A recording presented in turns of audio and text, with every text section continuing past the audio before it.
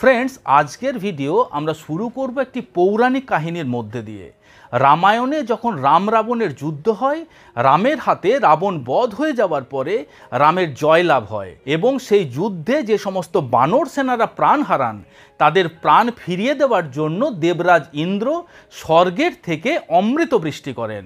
সেই অমৃত বৃষ্টি বানরদের নতুন জীবন ফিরিয়ে দেওয়ার সাথে সাথে পৃথিবীর যে সমস্ত জায়গাতে সেই অমৃতের ছিটে ফোঁটা পড়ে সেখানে নতুন এক প্রকার গাছের জন্ম হয়। সেই গাছ পৌরাণিক কাল থেকে অমৃত গাছ বা অমৃতা বলে পরিচিতি পেয়ে আসছে। ফ্রেন্ডস, আজকের এই পৌরাণিক কাহিনীর সত্যতা বিচার করা আমাদের কাজ নয়, কিন্তু এই কাহিনী আপনাদের সামনে তুলে ধরেছি তার প্রধান একটাই কারণ যে এই গাছ আমাদের পক্ষে কতটা উপকারী এবং কত হাজার হাজার বছর ধরে এই গাছ আমাদের উপকারিতা দিয়ে আসছে। এটাই হলো কিন্তু এই গল্পের আমার প্রধান মোটিভ। নমস্কার, আমি কৃষ্ণার্জুন মুখার্জি আর আপনারা দেখছেন আপনাদের ইউটিউব চ্যানেল হেলথক্রিপশন। আজকের ভিডিওতে আমি সেই অমৃত গাছের বেশ কিছু অ্যামেজিং হেলথ বেনিফিটস নিয়ে আপনাদের সাথে আলোচনা করব। শুধুমাত্র পৌরাণিক কাহিনী অবলম্বনে নয়, বিজ্ঞানসম্মতভাবে এই গাছ আপনাকে কি কি উপকারিতা দিতে পারে সমস্ত বিষয়টা খুঁটিনাটি আলোচনা করার চেষ্টা করব। ভিডিওটি শেষ পর্যন্ত খুব মনোযোগ সহকারে দেখুন। আজ আমরা আলোচনা করব গিলই গাছের বেশ কিছু অ্যামেজিং হেলথ বেনিফিটস নিয়ে। এই গিলই গাছ ভারতবর্ষের বিভিন্ন জায়গাতে গুরুচি, গিলই, গুলঞ্চ এছাড়া অমৃতা নামেও পরিচিত। এই গাছের বিজ্ঞানসম্মত নাম হলো টিনোস্পোরা কর্ডিফোলিয়া। তো চলুন আমরা এক এক করে এই গাছের বেশ কিছু অ্যামেজিং এবং সায়েন্টিফিক হেলথ বেনিফিটসের বিষয়ে জেনে নিই। হয়তো আপনারা একটু মনে করলে দেখতে পারবেন যে কোভিড সিচুয়েশনের সময় থেকে এই গিলই গাছ কিন্তু যথেষ্ট জনপ্রিয়তা লাভ করেছিল।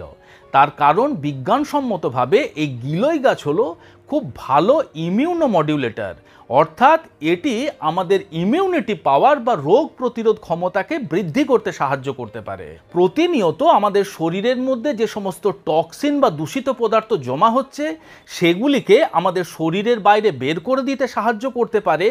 এর মধ্যে রয়েছে প্রচুর পরিমাণে অ্যান্টিঅক্সিডেন্ট, যে অ্যান্টিঅক্সিডেন্ট আমাদের পুরো শরীরের সেলগুলিকে অক্সিডেটিভ ড্যামেজের হাত থেকে রক্ষা করে রাখতে সাহায্য করতে পারে।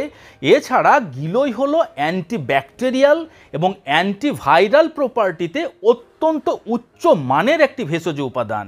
তাই এটি আমাদের শরীরকে ব্যাকটেরিয়াল এবং ভাইরাল ইনফেকশনের থেকে দূরে রাখতে সাহায্য করতে পারে।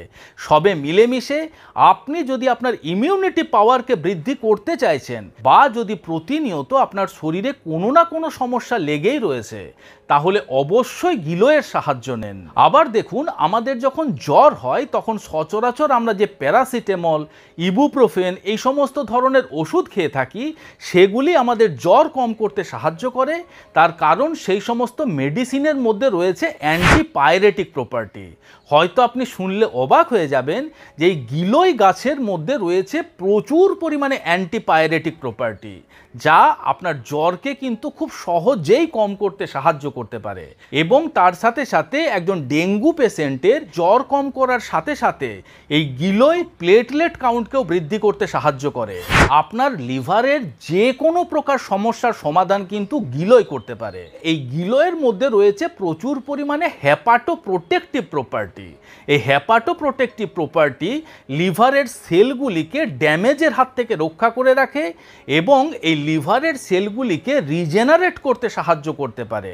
বিশেষ করে যে সমস্ত মানুষরা অ্যালকোহলিক লিভার ডিজিজের সমস্যায় ভুগছেন তাদের ক্ষেত্রে গিলই কিন্তু অত্যন্ত কার্যকর। আবার যে সমস্ত মানুষদের শ্বাসকষ্টের মতন সমস্যা হয়, অর্থাৎ যে সমস্ত মানুষরা মনে করুন অ্যাস্থেমা, সিওপিডি বা ক্রনিক অবস্ট্রাকটিভ পালমোনারি ডিজিজের মতন সমস্যায় ভুগছেন তাদের ক্ষেত্রেও কিন্তু গিলই অত্যন্ত উপকারিতা দিতে পারে।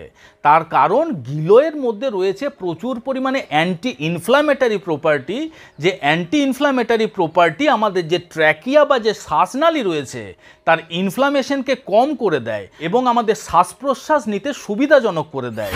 আবার আপনি যদি একজন আর্থ্রাইটিসের পেশেন্ট হয়ে থাকেন, সেটি আপনার অস্টিও আর্থ্রাইটিসও হতে পারে বা আপনার রুমেটয়েড আর্থ্রাইটিসও হতে পারে, সেক্ষেত্রেও কিন্তু গিলোয় আপনাকে ম্যাজিক দেখাতে পারে। তার কারণ গিলোয়ের মধ্যে থাকা অ্যান্টি ইনফ্লামেটারি প্রপার্টি এবং পেন রিলিভিং এজেন্ট আপনার জয়েন্টের ইনফ্লামেশন কম করার সাথে সাথে আপনার ব্যথা বেদনাকেও কিন্তু কম করতে সাহায্য করে। এবং এই বিষয়ে সবথেকে উল্লেখযোগ্য বিষয় হলো আমাদের শরীরের যে সমস্ত ইমিউন সেলগুলি রয়েছে তার থেকে বিশেষ এক প্রকারের মলিকিউল রিলিজ হতে থাকে যার নাম হলো প্রো ইনফ্লামেটারি সাইটোকাইন্স। এই প্রো ইনফ্লামেটারি সাইটোকাইন্স আমাদের শরীরের বিভিন্ন প্রকারের ইনফ্লামেশনের কারণ হয়ে থাকে।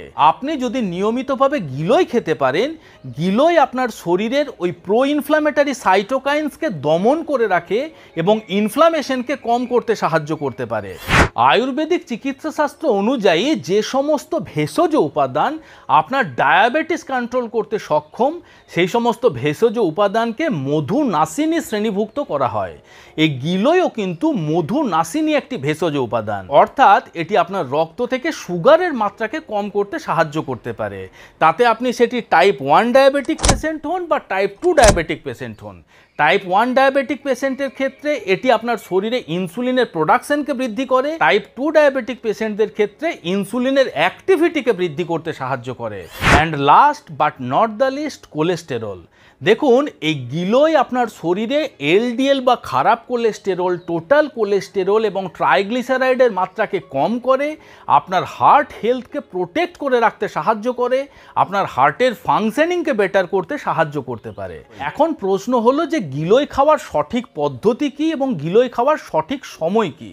দেখুন, গিলোয় প্রধানত আপনি 4 ভাবে খেতে পারেন। আপনি যদি গিলোয়ের পাউডার খেতে চাইছেন, সেক্ষেত্রে হাফ চামচ গিলোয়ের পাউডার সকালবেলা খালি পেটে 1 গ্লাস কুসুম কুসুম গরম জলের সাথে খেতে পারেন। আপনি যদি গিলোয় টি খেতে চান, সেক্ষেত্রে 2 ইঞ্চি সাইজের একটি গিলোয়ের স্টেম বা ডাল নিয়ে সেটিকে ছালটি ছাড়িয়ে খুব ভালোভাবে ক্রাশ করে নেন। তারপর সেটি 2 কাপ জলের মধ্যে দিয়ে ততক্ষণ পর্যন্ত ফোটান যতক্ষণ পর্যন্ত না জলটি ফুটে অর্ধেক হয়ে যায়।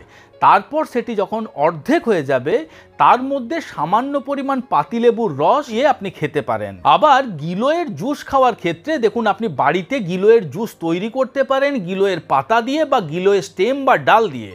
এছাড়া গিলোয়ের জুসও কিন্তু আপনি মার্কেটে রেডিমেড কিনতে পারবেন।